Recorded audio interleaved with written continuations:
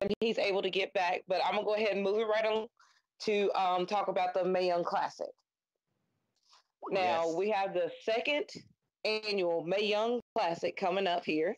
It will be streaming bracketology on August 29th with the actual show coming in on the network right after NXT on September 5th.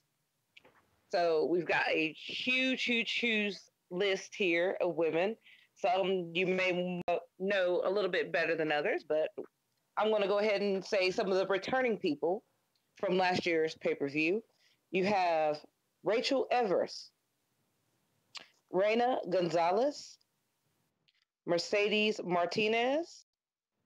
You have Tony Storm, which was like one of my personal favorites anyway. One of mine as well. Tainara Conti. Oh, You say that also again. have Say that name again. Tainara Conti, the Brazilian. That sounds great. She's my winner. Let's go. You have Mia Yim returning again as well. Wait a minute. That's my winner. That's my winner. Okay.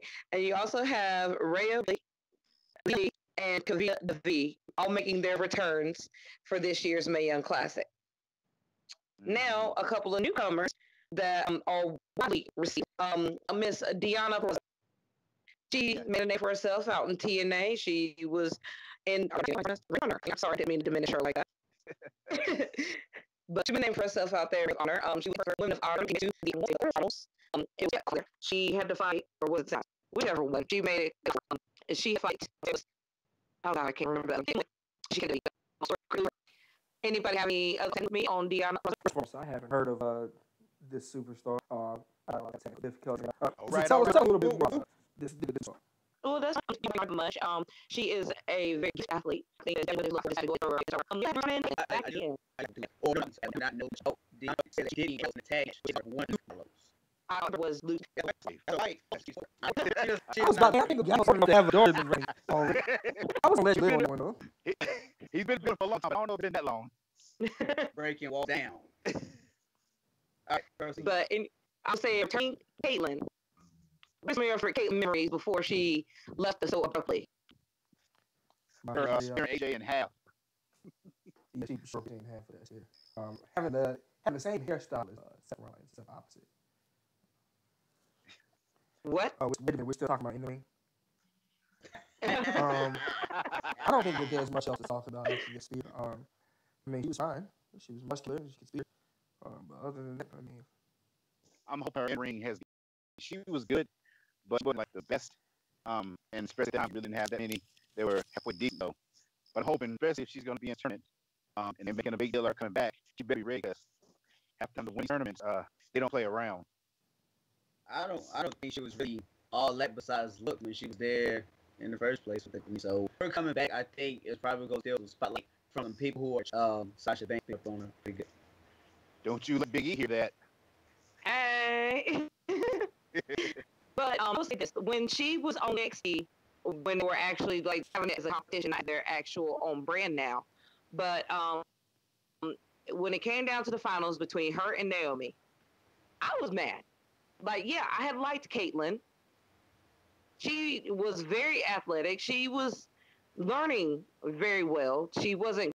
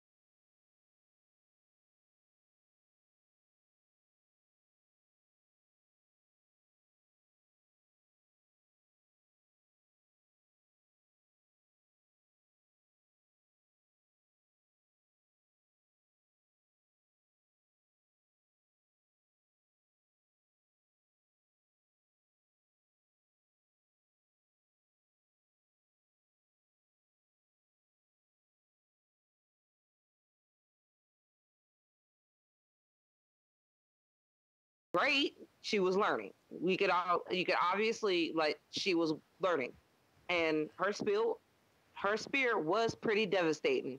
But then again, AJ Lee could sell sunglasses to a blind man, so she was that great at selling whatever move she could take. So getting her back is kind of like a mixed reaction for me. I just hope, like you said before, that she has improved in her in-ring abilities because some of these other women, such as the one of my favorites who returned is Mercedes Martinez, she's gonna break her in half. Oh, she don't want none of that. She She would break definitely her in doesn't want. half. Yes. So moving right along, um, another highly anticipated and highly recognized signing was one Io Shirai of Japan. Now, I don't know much about Io Shirai. I do know that I'm just excited to see what she can do because there's been so much great talk about her being even better than Asuka. Talk about how she's one of the best Japanese women out there. So it's kind of like, okay, well, let's see what she got. Anybody else have any other info to add on this? Yeah, I'm kind of like you. I've heard a lot about her, um, but I really don't know much about her. I'm just excited to see uh, how good she is. It kind of reminds me of Kyrie Singh last year. Only thing I knew about her is the elbow. So, but I heard a lot of good stuff about her. So I can't wait to see, you know, if she can live up to the hype. Okay. Um, I don't know like how much personality some of these women have. Some of them just kind of look like they're there. There is one woman who reports in at 6'2". Yes, yes. Talk about it. I mean, like you've got some really, really tall women in this, and her name is Vanessa Craven, Talk about it. coming in at 6'2". And there was also another young lady that was extremely tall as well. I just cannot think of which one it was. There was like two of them that were over 6 foot. I just know her nickname of what they call her, but I don't know what her real name is. I'm trying to find it. Um, because it's a picture of her, Natalia, and God knows that fine specimen Mia Yim, and she is towering over both of them. Yeah, this young lady is over 6 foot tall. So, I mean, we don't have that many women that are that tall. I mean, Nia Jax is really tall. So now, like, Nia can have some good competition that they may not be able to match her in like size, but they might be able to match her in height.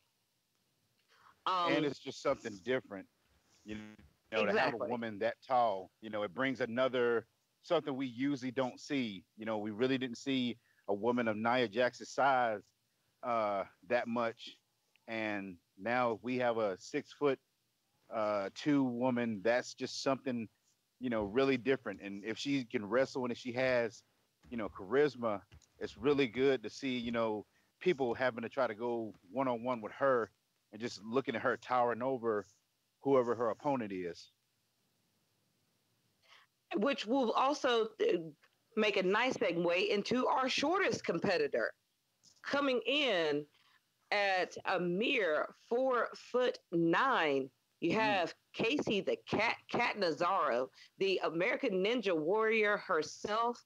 She was the first woman to ever qualify for the finals of American Ninja Warrior. She was also the first woman to make it up the warped wall, coming in at 4'8" or 4'9". Mind you, she's climbing up this wall. My God, Imagine somebody shorter than Alexa Bliss. Alexa Bliss. She's automatically gonna be shot to the top. If she has the talking ability and can draw heat, she is getting the push of a lifetime. And shorter than Ember Moon and shorter than Zelina Vega. Oh my Lord. Go change your boxes, please, sir. Woo. Say it again. Say it again. Boxer check, please, sir. Check your boxes. They call her like, Mighty Casey. I'm excited to see her. I've never seen her. But I really, I said I've never seen, you know, heard of her. But I'm excited to see what she can do. I love it when somebody from some other sport comes in that already has notoriety for, you know, something else. I love to see what they can do because that just brings more eyes to the to WWE. So, you know, they're gonna say, well, you know, she did this and, you know, she's done this and she's done that, you know, before she's even got here. So it's kind of like when Ronda came in, you have the whole UFC backing. So now you have you know, another backing, and it's great. I can't wait to see how good she is. If she has character, that's going to be the big thing. Does she have charisma to get the fans behind her? Right. There's a tall black girl too that's in the Mae Young Classic too. She looks pretty tall, and she's got like face paint. Well, kind of like you. I mean, you can see her face, but it looks more like war paint on her face. Aisha Raymond. Aisha Raymond. It's Usher She's daughter. from London. You stupid. You're stupid. No, actually, I guess she didn't make the cut because she is not on this list that I have. She may be at the Performance Center, but she's not in the Classic. Huh. Yeah, I think some people were in the running for it because they were saying that I can't remember her name, Jazzy, the German Jazzy woman Gabbert. from. Yeah, I thought at first that they said that she was going to be in it, but I guess she didn't make the cut, so she's not in it now. Okay. Either that or they have alternates. I think If something happens. I think they said I think I do remember saying that they had like 4 alternates for whatever reason. So I guess if somebody gets hurt, they may switch that person out. So that probably is where they are. All right. Now, let's go to one of the more popular names here on the list as well. Somebody is making their WWE debut. I am talking about one formerly known as Madison Rayne. Now, Ashley Rayne is with the Mae Young Classic. How do you feel about beautiful women, the beautiful people, Madison Rayne? Yeah, I wasn't really a big fan of TNA.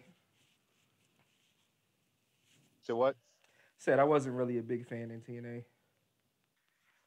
I had pretty much stopped watching TNA by this time. I've seen her. Seen a little bit of her. I'm excited to see what she can do here. I know she was a pretty big name there. So I just want to see what she can do in WWE now. Now, at least go on. Oh, I'm sorry. Let me just throw this in real quick. Give you a little extra knowledge on Madison Rayne, Ashley Rayne. Now, she is a former 5-time TNA Knockouts champion, as well as a former 2-time TNA Knockouts Tag champion. Mm-hmm. And she was one half of the first ever Shimmer Tag Team champions with Nevaeh. She was decent. She was decent in the ring, but I think what got her, because according to what I saw, she was shorter than all of the other women, all of the other knockouts on the roster.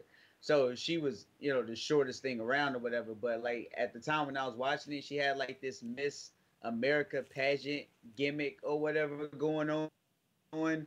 But she really didn't get really raw until she became a part of the Beautiful People. I'm gonna say, out of all the people on the list, I think my favorite probably to win this whole thing, well, maybe not to win it, but just my favorite in the tournament is probably gonna be Mia Yim. That's what I'm talking about. I think that's the only. It's gonna be who? I'm sorry, you broke up. Mia Yim. Mia Yim. Mm-hmm, that's my favorite. That's gonna be my favorite for this tournament.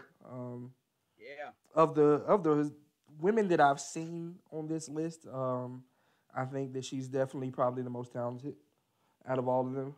And that's only that I've seen. So if you're listening and you know a lot of these other women on the roster, and you say to yourself, "Oh, you got to watch such and such," look, don't attack me. I don't know. I haven't seen them wrestle, but I'm just going off of who I know. I think one of my favorites, which we already seen how good she is Toni Storm. Yes, she is amazing. And she had a great showing in last year's tournament. She had a great showing in the UK tournament, fighting Shayna Baszler. She's really, really good. I think she's going to do really well in this tournament this year as well. I mean, Toni Storm is one of the more notable UK performers out there. And she's got a different look. She kind of reminds me a little bit of Ashley Mazzaro. But she's good. But I was about to say, but I did, and she's got a lot of it. But yes, she does. Yes, she does. I mean, she's good for the running hip attacks. I've seen her do it. But yeah. There is a couple of people who are Performance Center bred. There is Oh, I lost her name. Lacey Lane. She is a light-skinned African American woman with dreads, blonde dreads, and she's got these beautiful green contacts that she wears. She's a very, very, very beautiful woman. And I just saw on Instagram that Ember Moon said that she was her pick to win. Michael Cole said it was his dark horse to win. But he did. Well, he didn't say dark horse. I don't think that he would have said dark. He didn't say dark horse. He didn't say that was one of his picks. He didn't say dark. Tell me he didn't say that. Wild card, dark horse, same thing. No, it's not. Wild card is okay. Michael Cole can't say dark horse.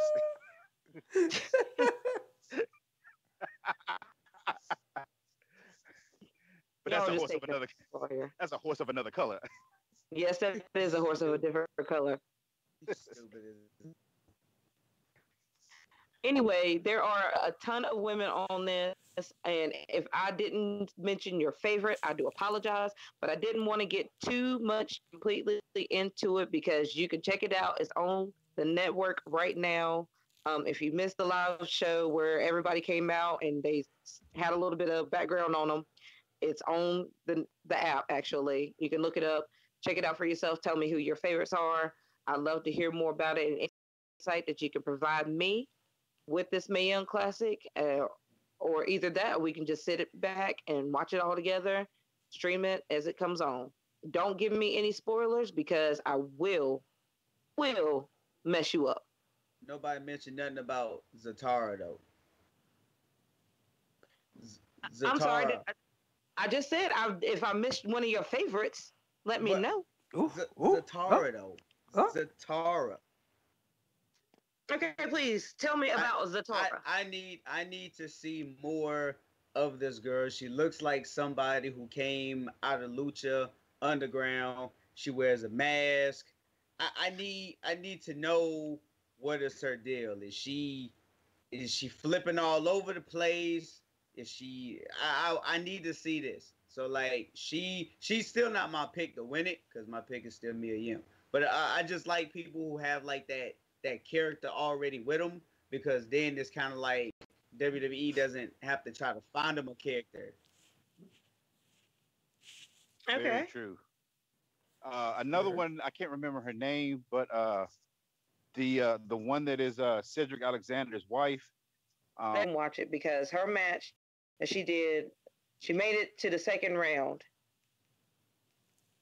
but she did end up losing, and I can't remember who she fought, but it was a very, very match, and I was glad to see that she had made it as far as she did in the tournament.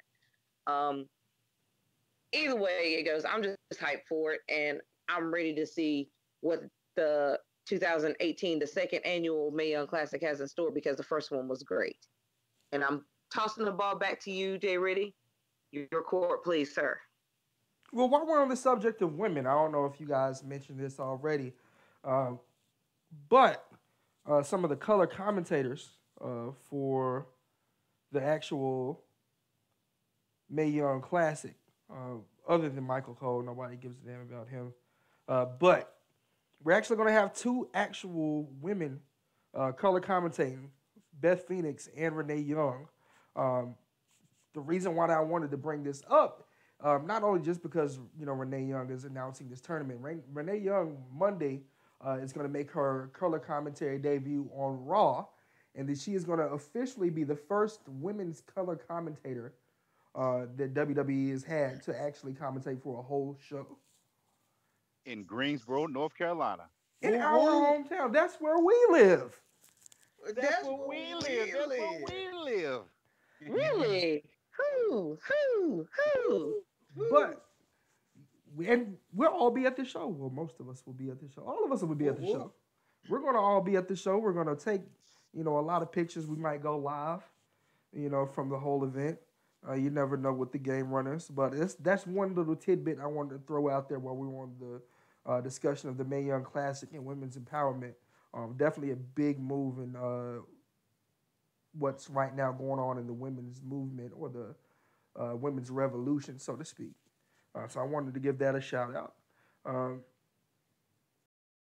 go moving right along to our next topic. But honestly, as the weeks go on, I'm looking more and more forward to this match. Um, Also, other than this match that we have announced here, there's also Finn Balor versus Baron Corbin that we're looking at again. We're going to actually have a Cruiserweight Championship match on a pay-per-view, guys. I thought that they had given up on the Cruiserweight tournament or the Cruiserweight show 205 Live, but we're getting Drew Gulak versus Cedric Alexander for the championship. Of course, we have Dolph Ziggler and Seth Rollins in a rematch. Braun Strowman, Kevin Owens.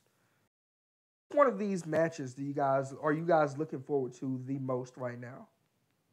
Like I said, I'm not going to go through the whole card, but what's the match that you're looking forward to the most? For me, but I'm so sorry. I didn't mean to jump the gun there. No, you good. You good. Go ahead. But I was gonna say, for me, one match that you didn't mention, but I'm definitely looking forward to seeing Ronda Rousey and Alexa Bliss. Just because I'm always ready to see Alexa Bliss. Always. Get that off your lip. I've had a lot of choice words in the past to say about Alexa Bliss that I will no longer say because she has grown on me. She really has grown on me. Not really because like I'm still tower over her, but anyway, she has grown on me. Yeah. Anyway, but Ronda Rousey, I'm scared that she's really gonna hurt her. I'm scared that Ronda is really going to hurt Alexa Bliss, but I love it. I absolutely love it because she can't get away with calling her an overhyped rookie for too long. And she said it 3 or 4 times now, so Ronda ain't going to take too kindly to that. Definitely. Yeah, she's only speaking the truth. I mean, but no, she's not. She's not speaking the truth. And the reason I say she's not speaking the truth is because she's not an overhyped rookie. How can you say that she's overhyped when she's clearly participated in a sport to where she arguably set the standard for beating people's asses? Now, granted, her famous thing was tapping people out, but they didn't last longer than a few seconds in the octagon with her. Any one of those people could have knocked Ronda clean out, but they never got a chance to. You know what I'm saying? Now, would she probably actually hurt somebody? I think probably, yeah. That's her whole character, though. Like, you can't have her being a UFC fighter, but be playing soft with people. She has to look like she's going to hurt somebody. Look at Shamrock. He was a perfect example. Shamrock, every time you saw him come to the ring, you're like, ah, hell. Because he seemed like he was reckless, right? I think there's a difference. I think there's a difference between legitimately looking like you're going to hurt somebody and being scared that you're going to injure somebody for real. And I think that Ronda Rousey is on the I'm scared she's going to injure somebody for real side. I'm not going to say she's an overhyped rookie, but she is very hyped up because of her status in UFC. And, you know, I'm not disrespecting her at all because, I mean, if you're a star, you're going to come in and get the spotlight. But at the same time, you know, she's wrestled her first match. She's been here since WrestleMania. She's wrestled her first singles match on Raw this week. And we're almost at SummerSlam. So, I mean, you know, it's one of those things where I don't know. The talent and the potential is there. But in this stage in her wrestling career right now, I feel for the safety of other women for real. Not character-wise. Okay. Question for you. Do you think that now is the time for them to go ahead in the direction of the whole Natty and Ronda friendship breakup so she can get more of that, you know what I'm saying, that ring awareness and stuff like that, because Natty is the veteran, right now in the Raw locker room. No, just Actually, because I'm I sorry, think don't mean to jump in again, but that is incorrect because Alicia Fox was there before Natty, so Alicia Fox Right. is the veteran in the locker room of Raw. Right, but what I'm saying is she recently got a victory over, well, somebody got a victory over somebody, but what I'm saying is, as far as who's connected to Ronda right now, veteran wise, and that's in this storyline, it's Natty that's in this storyline, not like in the whole locker room period, but I'm saying as far as, because of course they're not going to let her win the title, it's too early. So one of the better things to do, because Natty is known for stabbing people in the back, is to go ahead and let that cause some friction and lead down that road, and just let Alexa Bliss fight somebody else for the title. Something's going to happen to where Alexa wins. Um, she's not going to just be able to beat Ronda, but I don't think they. I mean, they may do the Italian thing now. I think right now it's going to be something that Alexa does to either get her. What she's doing right now is, calling her a rookie is to piss her off. So you can see that she can get her to lose her temper. And that was the downfall of Ken Shamrock. He pissed him off, and then he lose it, and she might lose if the ref or hold a move on too long, and she get disqualified. So I think something like that is going to happen. Like you said, I don't think she's going to win the title just yet, but I think she's going to do well in the match. It's just somehow Alexa's going to trick her into getting disqualified, or somehow getting upper hand over her. That's how she's going to win it. I think that y'all both going in the right direction that I'm going as well. I'm just looking forward to see it because so far I've been pretty impressed by how much and just that little time she's had in there, and like how she has been doing. It's been impressive. So I'm anxious to see what she's going to do against the champ and how Alexa Bliss is going to try to outsmart her in the ring. So go ahead with your next thought, sir. I'm so sorry to dominate here. who little me? Yes. No, I'm not gonna. I don't think that they're not gonna pull the trigger on Ronda Rousey. I think that she's too big. I was bigger than her talent, and that's not really a knock to her talent. But she's one of the people that is actually drawing viewership to Raw since her arrival. So I mean, I don't think that there's going to be too much longer before we see gold around her waist. Does her character need development? Yeah. Does her ring work need to improve? Yeah. But you don't bring in a star like that, not to put the WWE title on them or the women's title on them. So I would not be surprised if she walked away with the W at this pay-per-view. If not for anything else, is because the reign that Alexa Bliss has on this reign has been kind of lackluster. Like, it almost seems like a placeholder position, so to speak. So I don't think that Ronda is going to pay-per-view. I think she's going to win the title. Other than that, the match that I'm really kind of looking forward to more so of anything else is the Money in the Bank contract match with Strowman versus Kevin Owens. Everybody's been talking about the Roman versus Brock thing, and is Paul Heyman going to turn on Brock Lesnar? Is Dean Ambrose going to come back and cost Roman Reigns the match? And people are even calling Braun Strowman going to cash in, and people are completely forgetting that Braun has this briefcase on the line against Kevin Owens. Anything can happen in this match. Kevin Owens can walk away with the briefcase, which opened up a bigger door of what could happen for the Universal title. So I think that's the match that I'm really looking forward to. And if the last match that they had taught us anything, is that we might be in for a big surprise. Anyway, if Braun Strowman loses by any way, I believe, in this match, then he loses the Money in the Bank briefcase. Yeah, I can't stand this match.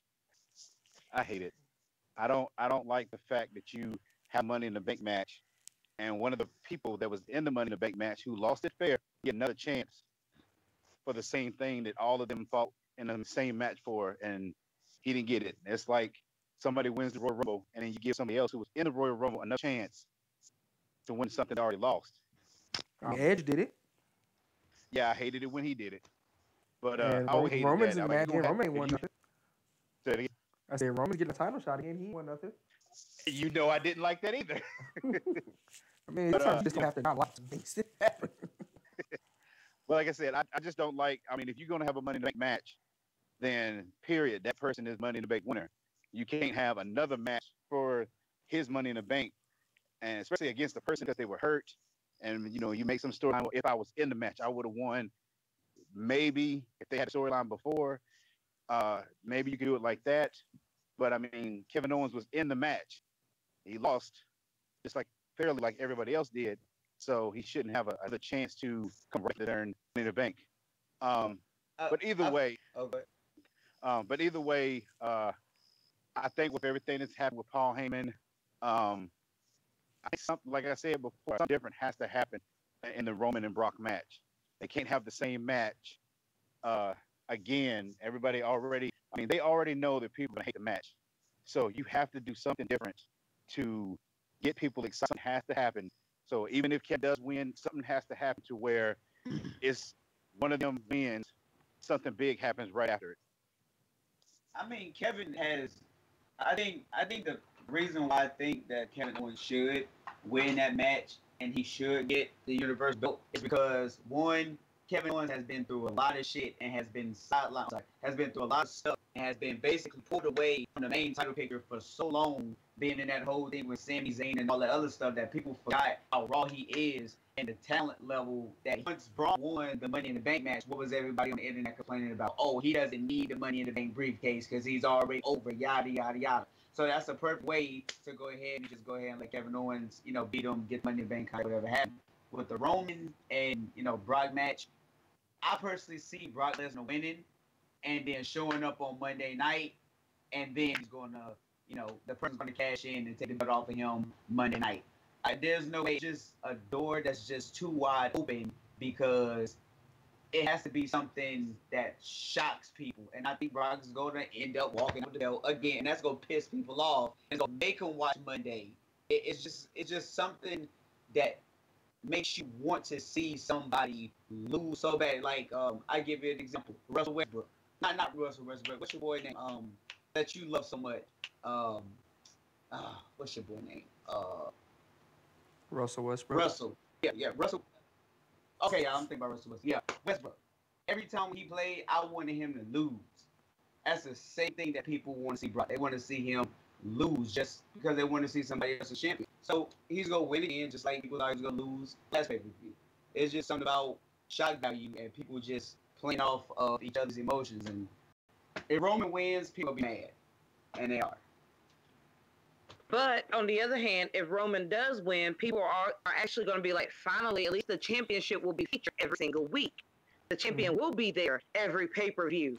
The champion will be there. And I think that's more or less what's getting people to actually care about this match. And it doesn't matter if Roman does just go turn the TV off. But and they're going to be done. But they did. But the people really didn't care until they heard Brock say, I don't care about them. I don't care about the people. I don't care about the show. I don't watch the show. That's what made people want the belt off of Brock even more.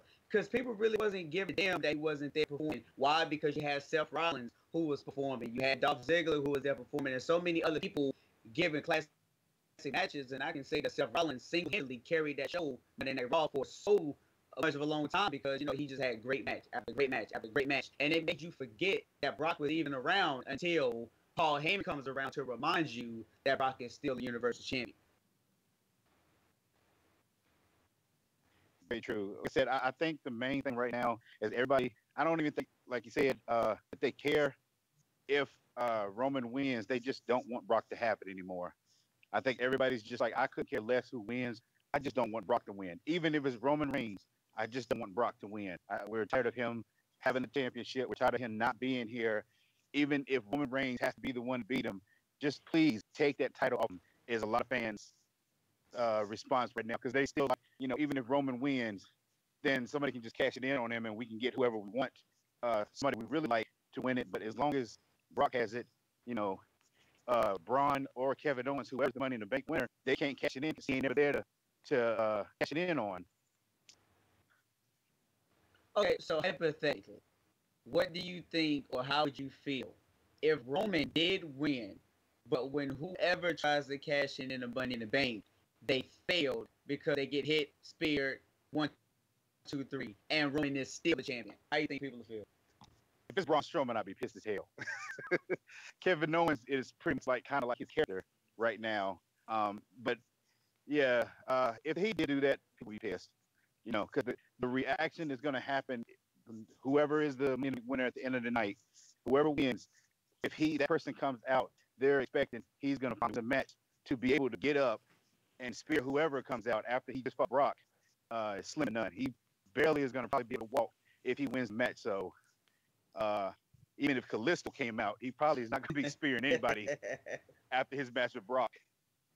Hornswoggle. One of it is the next one. I don't want too much into Roman talk because we'll go on tangent about Roman. Now that we spent a little time on SummerSlam, there's also another pay-per-view that's coming up next weekend as well. NXT Takeover Brooklyn 4, August 18th. This is going to take place in the Barclays Center. We have a few matches announced already. We have on the card right now 5 matches. Velveteen Dream versus EC3. The Undisputed Era versus Mustache Mountain. Oh my so God. we're going to get that match again. Mustache Mountain, as we know, during the UK tournament, actually had the NXT titles, only to lose them back to Undisputed Era. Adam Cole, baby, versus Ricochet for the NXT North American Championship. I feel like that's a mouthful to say. I don't like it. However, Adam Cole is bringing a lot of prestige to that title. Shayna Baszler versus Kairi Sane for the NXT Women's Championship. And then, of course, we got this match, unlike the Roman versus Brock match, this is a match that we would love to keep seeing over and over again. Tommaso Ciampa,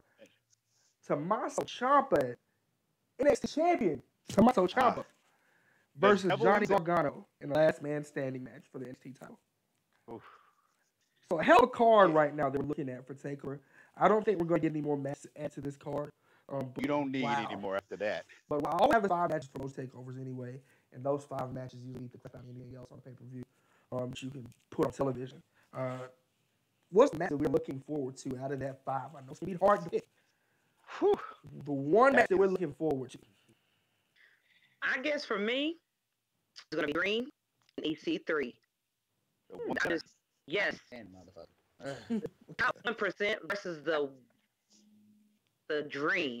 I mean, I love it. I think that I love the build to it. No, it's not for any sort of title. It's just for like notoriety. And those are usually the matches like that where they're just fighting for honor. It turned out to be as good, if not better, than championship matches. So I'm just looking forward to this because I love seeing the Velveteen Dream in action, and he's just captivated me and caught my attention. And I know week after week after week, whenever we do this, y'all know clearly he's one of my favorites that I enjoy seeing in the ring. So I gotta give it up for the Dream and EC3, even though it's for any sort of title.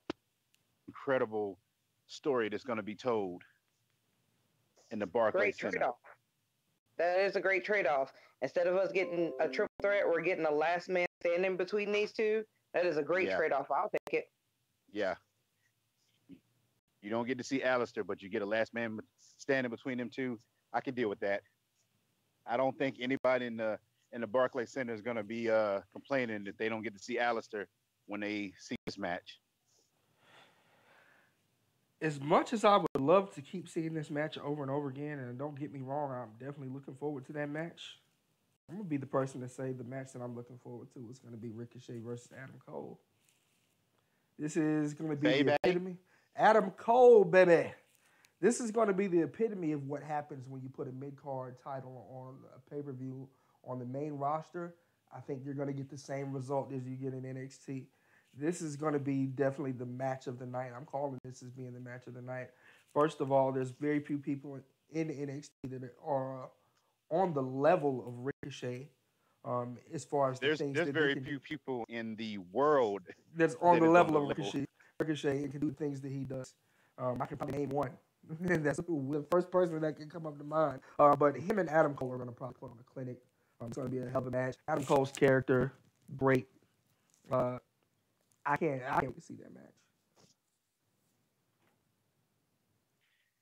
And like I said, I think one thing that's good is you got a high flyer versus the technical wrestler. And I've seen that like Ricochet can talk better than I thought he could. 'Cause, I've seen him on the internet, but I was like, that's going to be an amazing match. I'm just Absolutely. saying, uh, this is going to be a great card. I have not been disappointed in a single takeover that I have seen. Their pay per views have been way more entertaining by a long shot than the main card has been for quite some time. Um, and just mainly because there isn't many people on the roster, or maybe it's because the card is smaller, that they can put on these more stacked, anticipated matches over and over and over again. So I think it I may be the I think it may be the fact that it looks like they make sure that the storyline makes sense. They work it like old school. They build the person that you can, get behind that person or hate the person they're fighting. And when they finally have a match,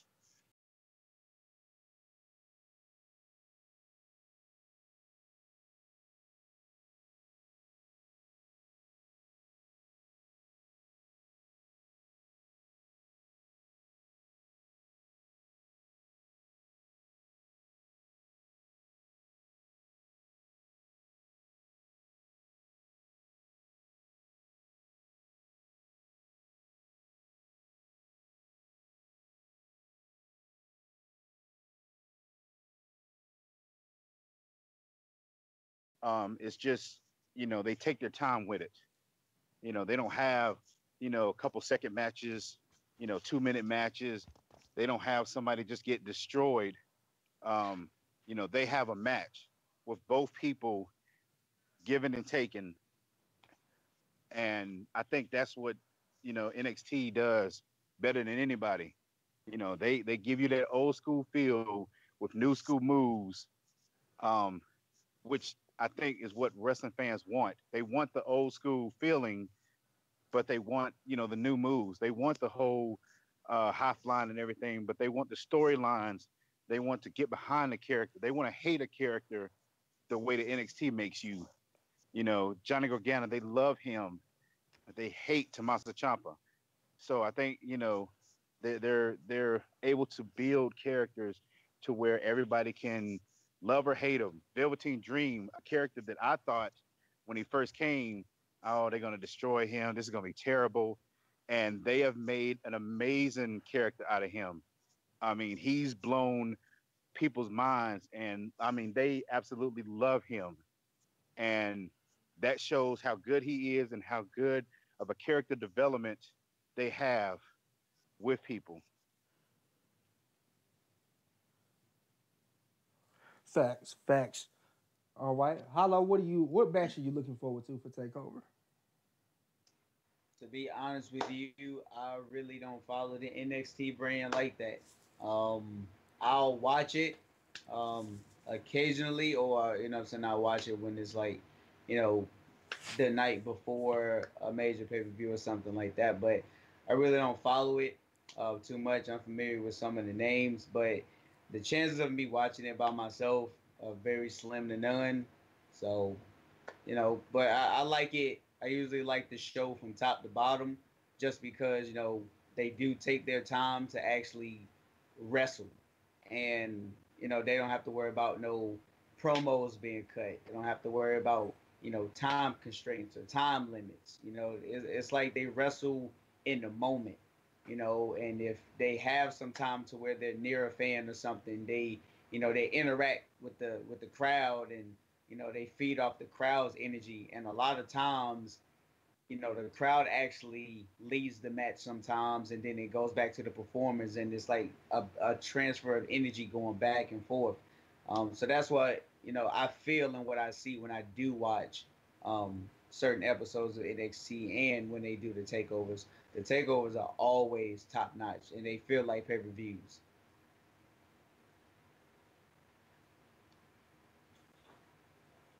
Facts. Okay. Well, I'm definitely glad that you still watch. You may not follow it weekly, but you definitely got it right about the way that they take their time and put on a lot of old school style matches.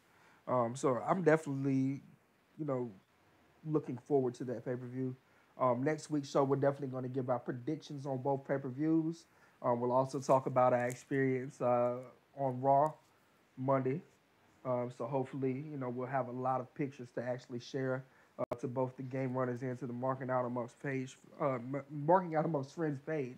Uh, right now, we're going to go ahead and close out the show with our final thoughts.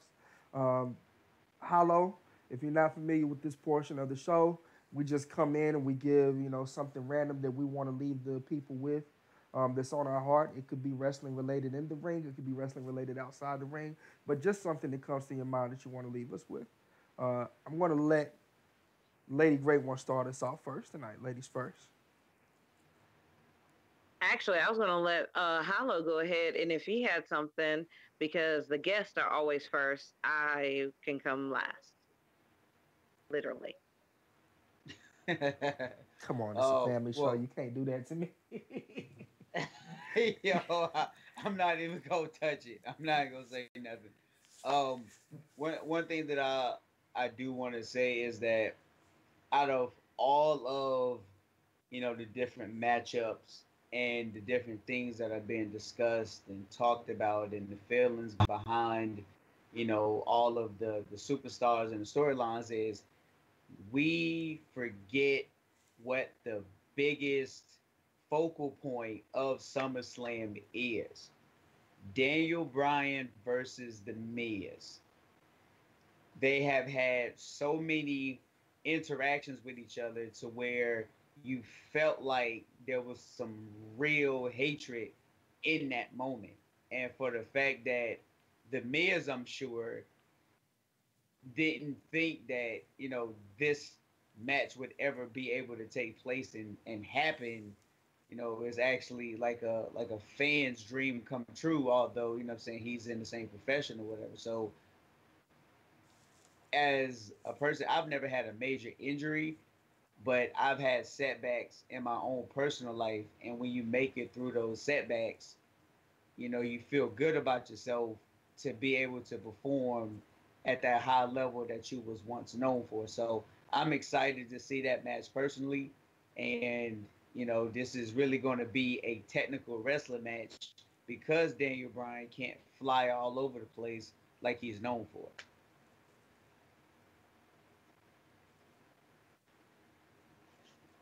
Okay, okay.